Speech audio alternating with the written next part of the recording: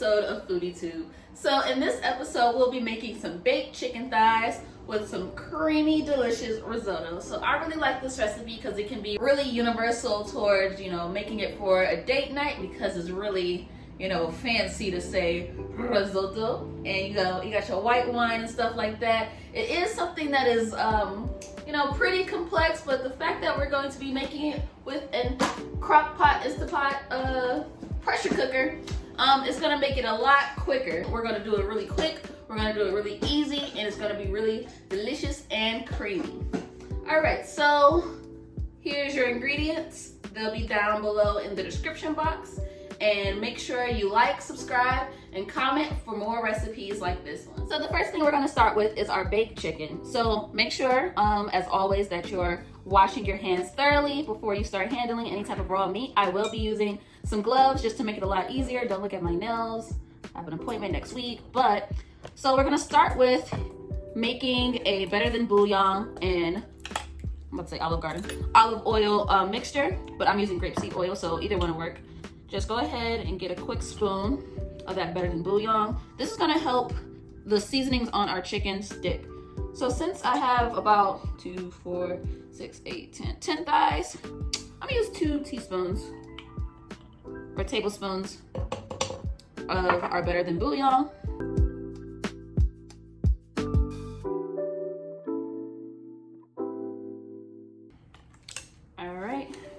So at this point, make sure your hands are washed, or if you're using gloves, make sure they're still washed, but go ahead and put them on.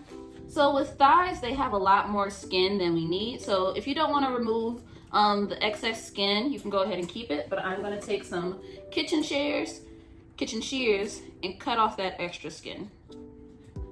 So I got all my chicken in a bowl, and I'm just gonna start turning it to make sure that better than bouillon and grapeseed oil mixture gets all throughout it. And it makes it a lot easier for our spices to stick. After you get your hands washed, we're gonna go ahead and start seasoning. The way I season my chicken, I make sure that there's a light layer of each seasoning on top. I don't really go by measurements, but if you need measurements, I would say about 2 teaspoons of each measurement, depending on how seasoned you like it. If you like it really, super flavorful, then go ahead for about a tablespoon for all of this chicken and mix everything in. I'll mix it up and I'm gonna season it one more time. Since I want my skin a little crispy, I'm gonna put them on a baking rack, and then after they're done cooking, I can still use that juice that goes to the bottom and wash that over. It's still gonna be tender. It's just gonna be a crisper skin that I want to kind of like contrast with that risotto. Since our risotto is gonna be nice and creamy and moist. that's a weird word. Our chicken skin is just gonna contrast that texture with some crispy skin. You can go ahead and throw your chicken in the oven from here, but what I like to do is take that Montreal chicken seasoning and put on one more light layer. Your thigh is gonna pretty much look like this. I preheated my oven to 380, and we're just gonna throw those in there for about 1 hour and 15 minutes. So you can go ahead and use any type of aromatics such as garlic, regular onions, or shallots, or green onions, but I have a regular Bellita, whatever, onion on hand, so that's what I'm gonna use, along with some garlic.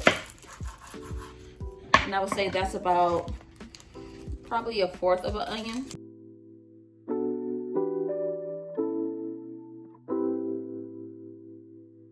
Set some of our chicken stock aside, just about a cup. And then we're going to add a couple of our mushrooms, just so some of that flavor from our mushroom infuses into the chicken stock. It is an extra pot that you have to use, but it's not the end of the world. And as you see, these mushrooms are on their last leg, but that's why they're getting cooked today. My pressure cooker on to saute. I'll put it on medium. Olive oil, I'm just gonna put a dash.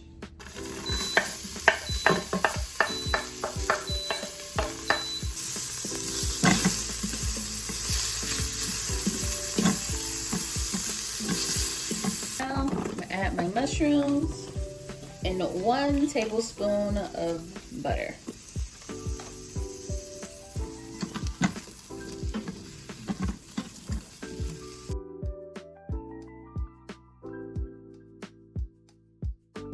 Now we're gonna go ahead and take our wine. I'm gonna do a half a cup. No, okay, I'm gonna tell you to do a half a cup, but I'm gonna do whatever I feel like.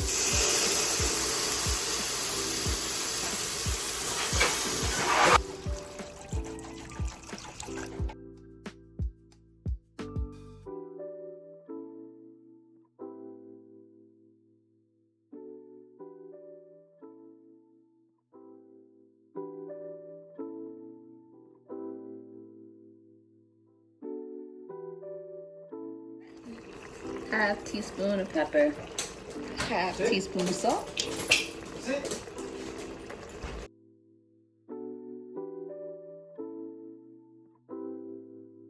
You can already see that creaminess from the starch in the risotto. It smells super good, especially because of that white wine. All right, and then I put a teaspoon of thyme in there. All that's doing this thing, we're gonna go ahead and bring over that mushroom stock. So that's the stock from our mushrooms. You see a lot of that color and that flavor is in there.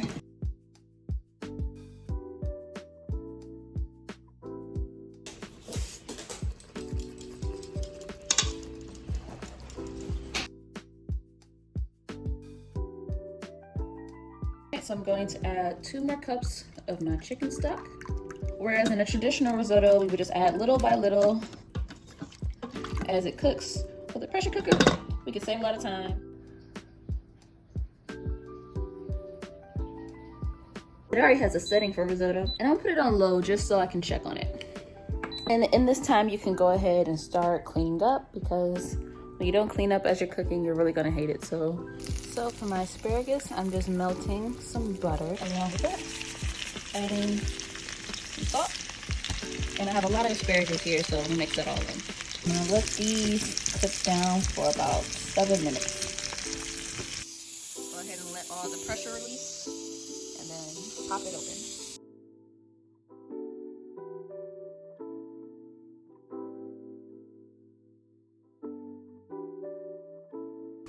All right, so there's our asparagus. Here's our chicken. I took about 4 pieces out to plate it, and then I'm gonna add some more Parmesan and parsley to give its finishing touches.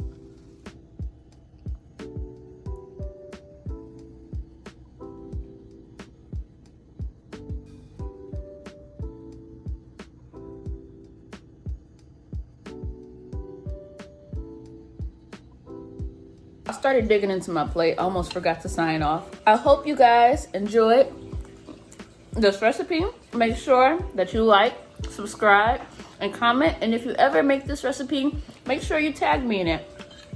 I love to see how it came out for you. Look at this. So, until next time, foodies.